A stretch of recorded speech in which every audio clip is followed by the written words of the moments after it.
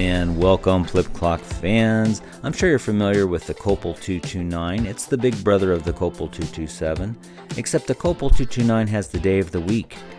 And I guess because in the 1970s people had trouble keeping track of the day of the week. Let me ask you something. Have you ever wondered how that clock flips the day? How it knows to flip to the next day? Well, me neither, until I got the clock apart and had to figure out how it works so I could get it back together. Now, why would I mess around and take the clock apart? Well, the first thing is I wanted a black Copal 229, and I've got one of those, but it was not working at all. I had multiple problems. So I wanted to get a working clock, and I had a Copal 229 in wood grain that I wanted to use as a parts clock. So here, this is Frankenstein's monster right now. So we're not complete yet. I'm not getting this together yet. The motor's not even down all the way. So what I had to do was I had to find out what the problem was. The problem was this wasn't working right. There's a reason. And the hour holdback, which is kind of flipped around here, was broken. It was actually snapped. So I thought, well, no problem. I'll just take the Copal 229 mechanism, put it in here. There is a problem because there was evidently a variance. So you see here, this variant has a smooth wheel, and this one has the flat faces for each day. I think this was probably older, and they realized, hey, it's hard to make that look normal. Sometimes it don't look like it's right on, and people get wigged out. So let's just make it like this, and it looks more accurate. That's what I think they did. A little bit smaller on the lettering here, and it would just probably look okay. So that was one of the issues. The other issue was I was going to take the holdback from here, put it over here. Well, this holdback had a spacer on it that keeps these two apart. This one did not. The way it kept it apart was on the minutes. It had a little extension right here. This one came from the black one. This one came from this one because I needed this one to go with this holdback. So it had an extension sort of like this, pushing out to keep the things apart. So I had to switch this over to here, and it gets more complicated than that. I wanted a better digits, so actually, you don't want to know. It got worse and worse. I had took all the digits off of here and put them into here, and then it just got it just went crazy. So I kept doing that, getting things going, and I want to go through for you guys, if you're interested, to see how does this clock work. How does this motor turn these minutes? Do the minutes turn the hours? Do the hours turn this? How does that work? So the first thing is, no, the minutes do not flip the hours. So the motor turns a big rod that goes through the clock, and it's got a flat space on it, which matches this little device right here. So that's not a round circle. It's got a flat place in it. So this locks into this bar, and then this is geared such that every hour, this will make one full rotation. So that's doing that. As the motor is moving, there's a gear that feeds off of the same movement.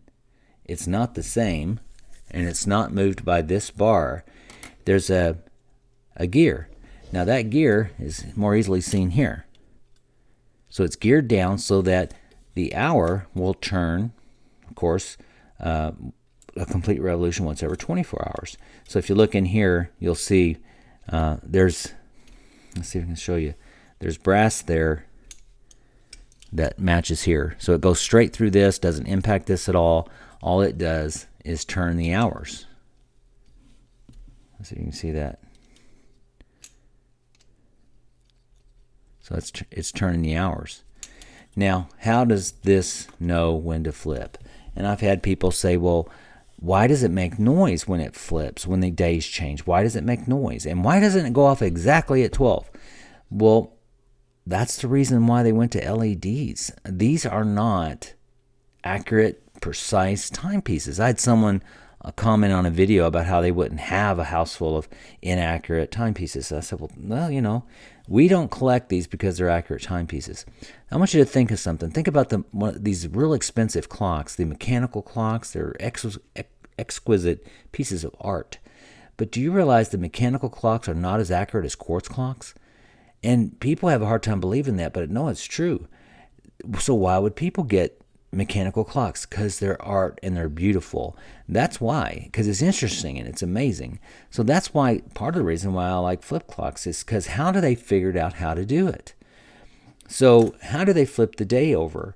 So what's going on is you've got these two holdbacks here, these two arms, like that. They're working on this little semicircular thing here. So after the clock flips to the new day, this comes around, boom, and hits right there. And it's caught by this arm right here. That's the first click when the day changes. So what's happening? What's happening is as the hour turns, there's a spring that goes from the hours. It's connected right into here. Goes over to this device right here. And as the hours turn, that spring is building up tension. So what goes on is when the hour gets to 12 p.m., 12 p.m., you'll see here there's a teardrop shape in this. It's unlike any of the other clocks you'd have. There's a teardrop shape. That at 12 p.m. pushes the bottom arm down enough to where this turns. Now when this turns, this time, when it turns, nothing happens. It's not moving the day, and it's caught here. So at 12 p.m. you may hear a click, and it's caught. Now it used up some of the spring there, but not enough to matter. So it's ready. Now it's ready to launch. So at 12 a.m. this will be up here, pushing this arm up, allowing that piece to swing forward, and at this point it will actually turn. And it's hard to do that here, but it actually would turn the day. And again, you hear the click when it catches right here. Click. So that's what's going on. That's how the hours turn the day. So now I've got a mess. I've got to try to get all this back together. I was thinking about switching the spring out. I've got to fix this arm because it's not snappy. You see? I don't know if it's a weak spring or if it just needs oiling. It's supposed to be snappy. It's going to be, I can't just take these out because they've been pressed in. They've been almost, forced in. I can't disassemble this. So it's going to be interesting to see if I do get this back together. That's not part of this video. I'll let you know if I ever do. It's going to keep me busy this weekend if I do start working on it. So I hope that was interesting to somebody to see how a Copal 229 works, how it flips the minutes, how it flips the hours, and how the hours builds up spring pressure and flips the days. If you have any questions or comments, please let me know. I appreciate a thumbs up and a subscribe. It keeps us going. Hey, thanks for taking the time.